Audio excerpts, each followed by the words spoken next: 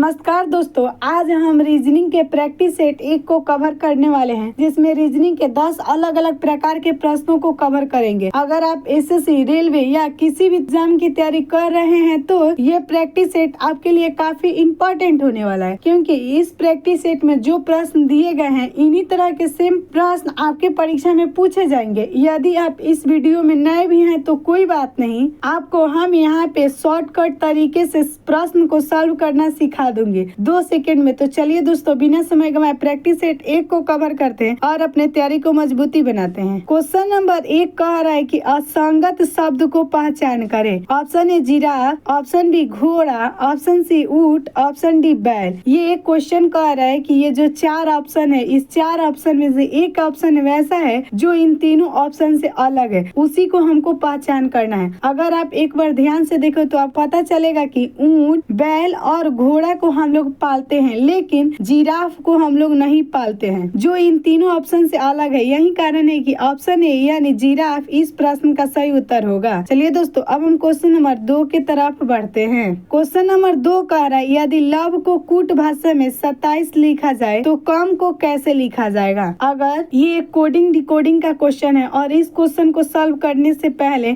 आपको अल्फाबेट का place value और अपोजिट याद होना चाहिए, तभी आप इस तरह के क्वेश्चन को सॉल्व कर पाएंगे। अगर आप लव देखें तो लव में एल का प्लेस वैल्यू कितना होता है 12, और प्लस करें और फिर ओ का प्लेस वैल्यू कितना होता है 15, फिर आप प्लस करें, फिर भी का प्लेस वैल्यू होता है 22, और फिर आप प्लस करें और फिर ई का प्लेस वैल्यू होता है 5। अगर आप 12, 15, 22 और 5 को जोड़ते हैं तो आपका आएगा 54, और 54 में 2 से भाग देंगे तो आपका कितना आएगा 27। इसी तरह लव को क्या कूट भाषा में 27 लिखा है। इसी प्रकार अगर आप कम को लिखते हैं तो सी का प्लेस वैल्यू कितना होता है 3, ओ का प्लेस वैल्यू 15, एम का प्लेस वैल्यू कितना होता है 13 और ई का प्लेस वैल्यू कितना होता है 5। अगर आप 3, 15, 13 और 5 को जोड़ते हैं तो आएगा कितना 36, और 36 में 2 से भाग देते हैं तो आपका कितना आएगा 18, जो ऑप्शन बी में है, जो इस प्रश्न का सही उत्तर होगा। चलिए दोस्तों, अब हम क्वेश्चन नंबर 3 की तरफ बढ़ते हैं। क्वेश्चन नंबर 3 कह रहा है नीचे दिए गए प्रश्नों में संबंधित संख्या को चुनिए। यानी जैसे एफ का संबंध 216 से है, वैसे ही एल का संबंध बताना है किस अंक से होगा, जो इस प्रश्नवाचक चिन्ह पे भरे जाएंगे। अगर आप इसमें प्लेस वैल्यू देखें तो एफ का प्लेस वैल्यू कितना होता है 6। अगर आप 6 का क्यू करें तो आपका कितना आएगा 216, यानी 6 का क्यू करके यहाँ पे 216 लिखा है। ऐसे ही अगर आप एल का प्लेस वैल्यू देखें तो एल का प्लेस वैल्यू होता है 12। अगर आप 12 का क्यू करते हैं तो आपका आंसर आएगा कितना 1728, जो ऑप्शन सी में है। तो यहाँ पे क्या भरा जाएगा इस प्रश्नवाचक चिन्ह के पास 1728। चलिए दोस्तों, अब हम क्वेश्चन नंबर 4 की तरफ बढ़ते हैं। क्वेश्चन नंबर 4 कह रहा है लुप्त संख्या ज्ञात करें। यानी 86, 480 और 38, 72, 510, 21 और 36 यहाँ पे प्रश्नवाचक चिन्ह दिया है और यहाँ पे 12 दिया है। यानी बता रहा है कि इन तीनों में क्या ऐसा संबंध है, वह संबंध स्थापित करना है। ऐसे क्वेश्चन को सॉल्व करने के लिए आपको पहले देखना होगा हॉरिजॉन्टल और वर्टिकल तरीके से, मतलब कोई अंकों में क्या संबंध मिल रहा है। अगर आप ध्यान से देखो तो 86 और 38 ये दोनों क्या है, छोटा छोटा अंक है, और बीच में कितना है 480। यानी 86 और 38 से कुछ ऐसा करना है जिससे कितना है 480। वैसे ही 72 और 21 से कुछ ऐसा करना है कि कितना है 510। वैसे ही अगर आप 36 और 12 में करेंगे तो आपका कितना आएगा, मतलब जो आएगा वो इस प्रश्नवाचक चिन्ह पे भरा जाएगा। तो चलिए हम करते हैं। अगर आप 86 देखें और 86 से 38 माइनस करेंगे तो आपका कितना आएगा 48, और 48 गुने 10 करेंगे तो आपका कितना आएगा 480। ठीक, वैसे ही अगर आप 72 माइनस 21 करते हैं तो आपका आएगा 51, और 51 गुने 10 करते हैं तो आपका कितना आएगा 510। अगर उसी प्रकार 36 माइनस 12 करेंगे तो आपका आएगा कितना 24, और 24 में 10 से गुना करेंगे तो आपका कितना आएगा 240, जो ऑप्शन बी में है, जो इस प्रश्न का क्या होगा सही उत्तर होगा। चलिए दोस्तों, अब हम क्वेश्चन नंबर 5 के तरफ बढ़ते हैं। दोस्तों,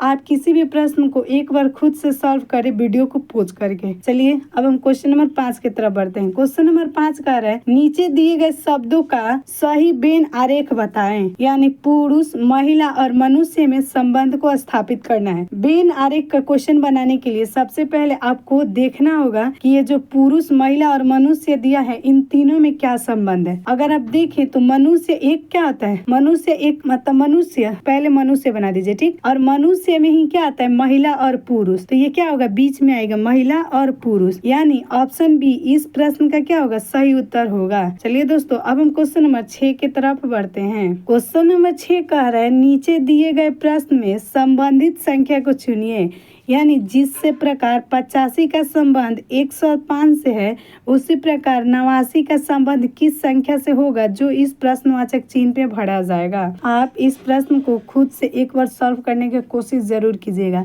चलिए अब हम इस क्वेश्चन को सॉल्व करते हैं।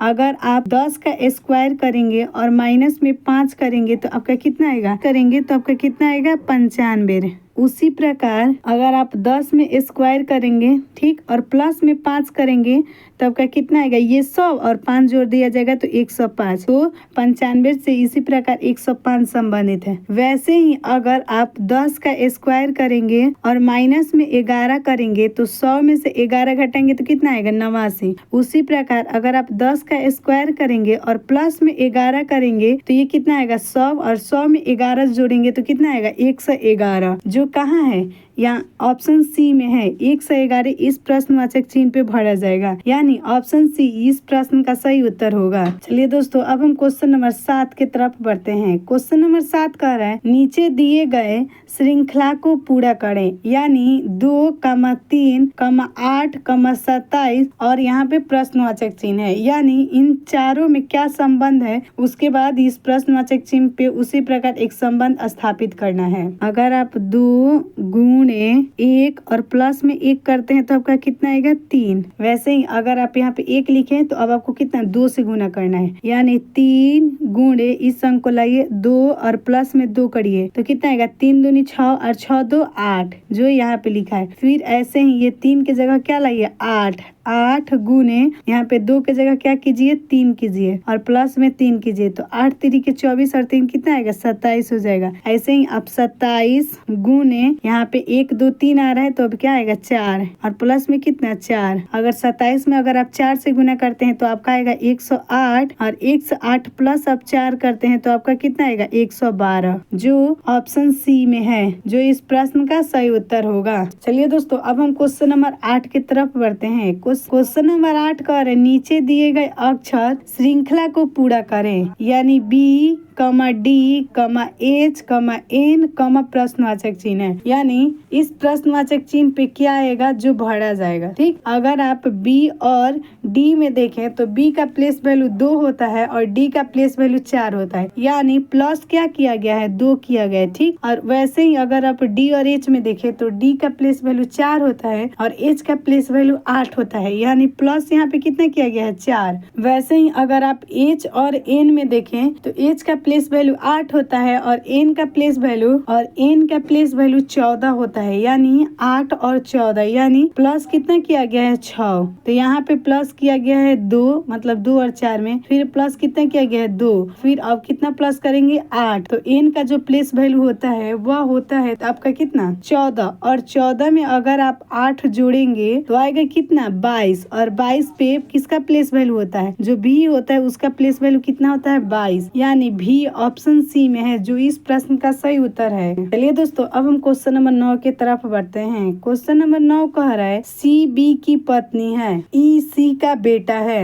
ए बी का भाई और डी का पिता है, तो ई और डी के साथ क्या संबंध है, यानी ये प्रश्न ब्लड रिलेशन से है। चलिए इस प्रश्न को बनाते हैं। इसमें कह रहा है सी बी का पत्नी है, यानी पत्नी किसकी है, बी किसकी पत्नी है, सी का। अब कह रहा है ई सी का बेटा है, यानी सी का बेटा कौन है, ई, जो कहाँ आएगा, नीचे। और कह रहा है ए बी का भाई है, बी का भाई कौन है, ए, और डी का पिता है, और जो ए है इसका बेटा कौन है, डी। तो कह रहा है डी और ई का डी से संबंध बताएं, मतलब ई का संबंध डी से बताना है, ठीक। अगर आप देखें तो सी का बेटा कौन है, ई, ठीक, और जो सी है, ये सी तो पत्नी है ना बी की, और बी का भाई है कौन, ए, तो ए का ये भी कौन है, बेटा बेटा है, ठीक है, डी इसका बेटा है ना, तो ये दोनों में अगर संबंध बताएं तो क्या होगा, चचेरा भाई का संबंध होगा, यानी ऑप्शन डी इस प्रश्न का सही उत्तर होगा। चलिए दोस्तों, अब हम क्वेश्चन नंबर 10 के तरफ बढ़ते हैं। क्वेश्चन नंबर 10 कह रहा है, नीचे दिए गए प्रश्न आकृति को कौन सा उत्तर आकृति पूरा करेगा,